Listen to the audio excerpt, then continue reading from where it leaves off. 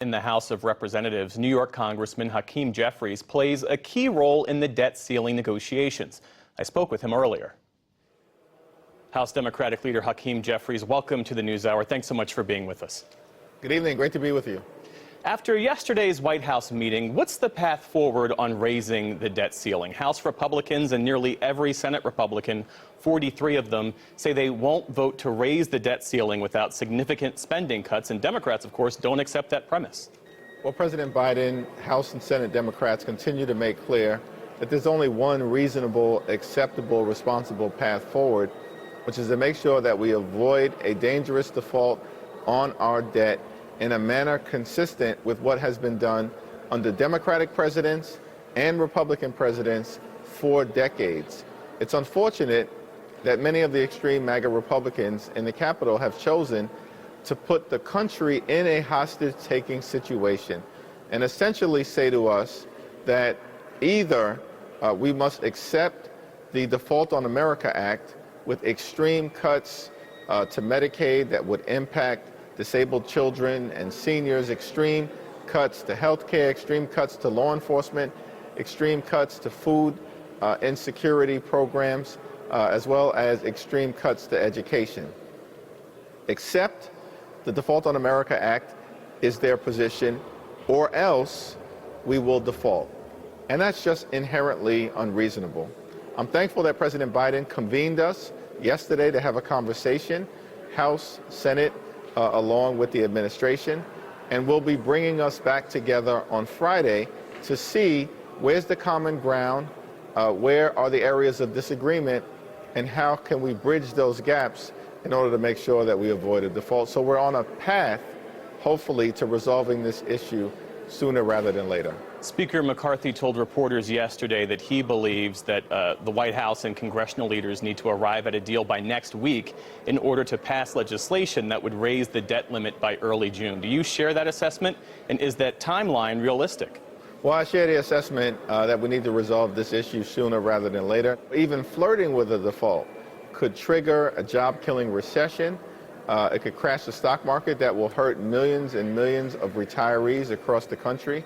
It's also going to dramatically raise costs. And so hopefully on Friday, the Republican leadership will see fit to come together, sit down, have a reasonable discussion about finding common ground and take us out of this hostage-taking situation. It appears the White House has ruled out a short-term increase of the debt ceiling to do that while the negotiations continue. Is there a universe, though, where this could happen on parallel tracks, that the debt ceiling is raised and there is a separate agreement on spending cuts? Both sides get what they want, both sides get to declare victory. Well, President Biden's position from the very beginning, which has also been the position of Leader Schumer, Senate and House Democrats, is that we must avoid a default on our debt, but simultaneously we are, of course, open and willing and ready and able to have a discussion about what future spending priorities, what future investment priorities, and what future revenues should look like to make sure that we're protecting the health, the safety, and the economic well-being of the American people. Jeff, that is something that we do here in Congress every year, but we can't do it with a gun being held to the head of the American people by the extreme MAGA Republicans here in the Capitol threatening a dangerous default. And hopefully, again, on Friday, when we have this meeting, we can arrive at a path forward to do what is necessary to pay America's bills. A question about Title 42. The U.S. is bracing for the expiration of that pandemic-era border restriction. Two of your Democratic colleagues in border states, Ruben Gallego of Arizona and Vicente Gonzalez of Texas, say their communities don't have the resources and they don't have the infrastructure they need to keep pace with an expected surge of migrants. President Biden acknowledged the situation, in his words, would be chaotic for a while. The question is, why? Why should this situation be chaotic when the administration had 2 years to prepare for it? Well, we're facing an unprecedented surge of migrants from Venezuela, from Cuba, from Haiti, from the Central American Northern Triangle countries of Guatemala, El Salvador, and Honduras. And I think the administration has done all that it can with the resources that it has been provided. Clearly, the administration needs more in order to fully establish order at the border and a pathway forward that should involve making sure that our values as a nation of immigrants, as a compassionate nation, are also not violated, they're vindicated. Congress should come together. Earlier today, Congresswoman Linda Sanchez introduced the U.S. Citizenship Act, which is a comprehensive immigration reform bill anchored in common sense and compassion and consistent with our country's history as a nation anchored in the rule of law.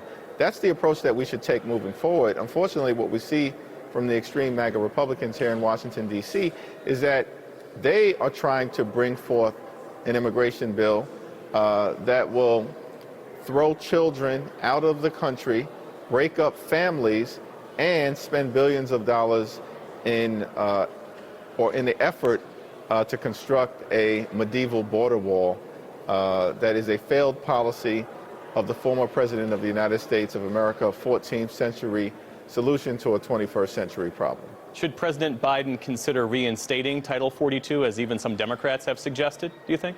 Well, the public health emergency is over, but there are tools that will be available to the administration, as has been indicated.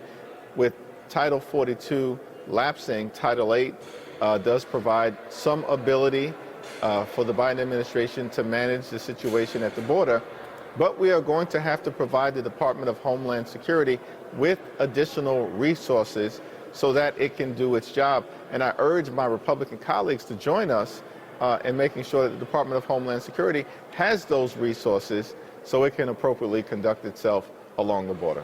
This is your first time on the NewsHour in your capacity as House Democratic leader, and I want to take the occasion to ask you, one, how you view your role, and two, what Democrats hope to achieve even while in the minority right now.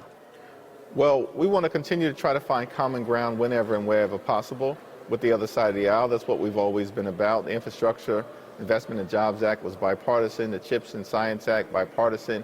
Safer Communities Act, bipartisan. Many of the things that we've done over the last several years have been bipartisan in nature. So we're going to continue to try to find common ground to make life better for everyday Americans and build an economy from the middle out and the bottom up under the leadership of President Biden. At the same time, we are going to push back against extremism whenever necessary. And unfortunately, in the House of Representatives, we see a lot of extremism on issues like reproductive freedom or gun safety and the inability to do something on this issue, or even on democracy. And we will continue to stand strong against that extremism. It's been an honor to serve the people of the 8th Congressional District, to previously serve as chair of the House Democratic Caucus, and a continuing honor to now serve in this position. And it's just consistent with America as a country, a government of the people, by the people, and for the people. I emerged from a working class community in Crown Heights. I think that's the best of the American tradition of sending people to Washington, D.C., who try our best to represent those individuals we're privileged to serve. House Democratic Leader Hakeem Jeffries, thanks for your time, sir. Good to see you. Thank you.